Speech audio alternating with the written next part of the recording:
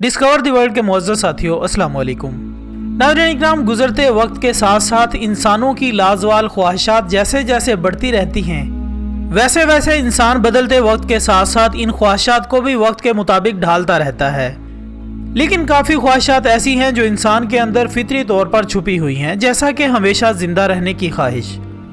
یہ جانتے ہوئے بھی کہ ہر ذی روح کو موت کا ذائقہ چکھنا ہے، اس کے باوجود اولاد آدم ہمیشہ سے حیات جاویداں کی تلاش میں رہا ہے، اور یہ وہ خواہش ہے جو ازل سے انسان اپنے اندر سموئے ہوئے ہے۔ لہٰذا اس خواہش کو پایا تکمیل تک پہنچانے کے لیے انسان کئی نبرد آزما تجربات بھی کر چکا ہے، جن سے کوئی خاطر خواہ نتیجہ تو اخذ نہ ہو سکا، البتہ صدیوں قبل معروف ایک آب حیات نامی چشمے کا انکشاف ضرور ہوا، جس کے متعلق یہ خیال کیا جاتا رہا کہ اس کا پانی پی لینے سے حیات جاویدانی حاصل ہو جاتی ہے۔ ناظرین اکرام، بنی آدم کی تاریخ کو آب حیات سے متعلق سب سے قدیم ترین معلومات مصری روایات میں ملی، جن میں ایک خاص قسم کے دیوتا کا ذکر ملتا ہے کہ اس نے سب سے پہلے آب حیات پیا تھا اور وہیں سے آب حیات کا تصور ملا، جس کے بعد پھر اسی دور سے لے کر اب تک کئی ایسی بااثر شخصیات گزری جنہوں نے موت پر فتح حاصل کرنے کے لیے آب حیات ڈھونڈنے کی کوششوں میں ہر وہ گھنونے کام کیے جو انسانیت کے معیار سے پوری طرح گرے ہوئے تھے،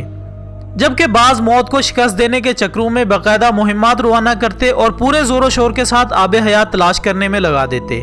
لیکن سب کی یہ تمام تر کوششیں رائگاں ہی جاتی۔ خواتین حضرات، اسی طرح ہندوستان میں بھی کئی ایسی روایات پائی جاتی ہیں جن میں آب حیات کو امرت کے نام سے پیش کیا جاتا ہے۔ یہاں تک کہا جاتا ہے کہ اساطیر میں حضرت خضر علیہ السلام کی دائمی زندگی کا راز بھی اسی آب حیات سے ملتا ہے کہ انہوں نے آب حیات پی کر دائمی زندگی حاصل کر لی تھی اور اب قیامت تک عام انسانوں کی نظروں سے پوشیدہ رہیں گے اور بھٹکے ہوئے لوگوں کی رہبری کرتے رہیں گے۔ سامعین گرامی، ان روایات کی وجہ سے صدیوں سے لوگ آب حیات کا چشمہ تلاش کر رہے ہیں اور اس کی حقیقت جاننے کی کوششوں میں لگے رہتے ہیں۔ اسی لا حاصل کوشش کی وجہ سے انسان نے تقریباً ساری دنیا کھنگال ڈالی ہے، جس کے نتیجے میں بے شمار خفیہ مقامات، ندیاں اور مختلف نمکیات سے پرچشمے تو مل گئے، لیکن آج تک آب حیات کا وہ چشمہ نہ مل سکا جس نے حضرت انسان کے دل میں ہمیشہ زندہ رہنے کی امید جگائی تھی۔ لہٰذا دوستو، انہی انتھک کوششوں کے باوجود جب آب حیات والا چشمہ انسان کو نہ مل سکا تو اسی وجہ سے بعض لوگوں نے تو اس روایت کو افسانہ سمجھ کر پس پش ڈال دیا، جبکہ کچھ حضرات تو سرے سے ہی اس کا انکار کرتے نظر آئے، جس کی بنیادی وجہ یہ ہے کہ آب حیات کا تذکرہ نہ تو کلام اللہ کی کسی آیت میں ہے اور نہ ہی کلام رسول اللہ صلی اللہ علیہ وآلہ وسلم کی کسی روایت میں۔ البتہ کچھ مفسرین نے سورۃ کہف کی ان آیات کی تفسیر کرتے ہوئے آب حیات کے بارے میں بات کی ہے، جن میں حضرت ذوالقرنین کے سفر کا تذکرہ ہے، جبکہ دلچسپی اور اپنی نوعیت کا منفرد انداز رکھنے والے اس موضوع پر دنیا بھر میں بہت سارا کام بھی ہو چکا ہے، اور اس سے مطابقت رکھتی کئی کہانیاں بھی لکھی جا چکی ہیں اور کئی فلمیں بھی بنائی جا چکی ہیں، جن میں سے ایک مشہور انڈیانا جونز سیریز کی film Indiana Jones and the last crusade کے نام سے موجود ہے۔ دوستو، اس فلم میں ہولی گریل نامی ایک پیالے کو خاص اہمیت دی گئی ہے، جسے فلم کا مرکزی کردار پوری دنیا میں آب حیات تلاش کرنے نکلتا ہے۔ ناظرین کرام، یہ ہولی گریل نامی پیالہ عیسائی روایات کے مطابق اصل میں اپنا وجود رکھتا تھا، جس میں حضرت عیسیٰ علیہ السلام نے مصلوب ہونے سے پہلے کھانے کے بعد مشروب پیا تھا، اور یہی وہ پیالہ ہے جس میں جوزف نے حضرت عیسیٰ علیہ السلام کا خون جمع کیا تھا۔ اسی کے پیش نظر ایک روایت ہے کہ اگر اس پیالے میں کوئی مشروب پی لیا جائے تو وہ آب حیات بن جاتا ہے، مگر اس حقیقت کا صحیح علم اللہ ہی کے پاس ہے۔ دوستو، ماضی میں بہت سی دیگر روایات اور بالخصوص حضرت خضر علیہ السلام کے بعد حضرت الیاس علیہ السلام کے آب حیات پینے کا تذکرہ ملتا ہے، جبکہ اس کے بعد سکندر اعظم سے منسوب ایک کہانی بھی مشہور ہے کہ سب کی طرح سکندر اعظم کو بھی شوق ہوا کہ وہ آب حیات کا چشمہ تلاش کرے اور اس کا پانی پیے۔ چنانچہ وہ اسے تلاش کرتا کرتا جب اس تک پہنچ گیا تو اس نے چشمے کے کنارے پر ایک پرندہ پایا جس کے بال اور پر جھڑ چکے تھے، کھال لٹکی ہوئی تھی، چونچ گھس چکی تھی، لنگڑا لنگڑا کر چل رہا تھا۔ سکندر اعظم نے اس سے پوچھا کہ اے طائر لاہوتی، تو آب حیات کے چشمے کا پانی پی کر صحت مند کیوں نہیں ہو جاتا؟ کیوں اتنی تکلیف میں پڑا ہوا ہے؟ پرندے نے جواب دیا کہ اسی چشمے کا پانی پی کر تو اس حال کو پہنچا ہوں۔ میں نے اسے عام پانی سمجھ کر پی تو لیا، لیکن اب علم ہوا کہ آب حیات ابدی زندگی تو دیتا ہے مگر جوانی نہیں۔ اب بڑھاپے نے میرا یہ حال کر دیا ہے کہ چلنے پھرنے سے لاچار ہوں مگر موت نہیں آتی کہ کچھ راحت پا سکوں۔ لہٰذا سکندر اعظم نے یہ پانی پینے سے انکار کر دیا اور واپس لوٹ آیا، اور 32 سال کی بھری جوانی میں دائی اجل کو لبیک کہا۔ تو ناظرین، معلوم ہوا کہ چشمہ آب حیات تلاش کرنے والوں کی کوششیں بالکل بیکار ہیں،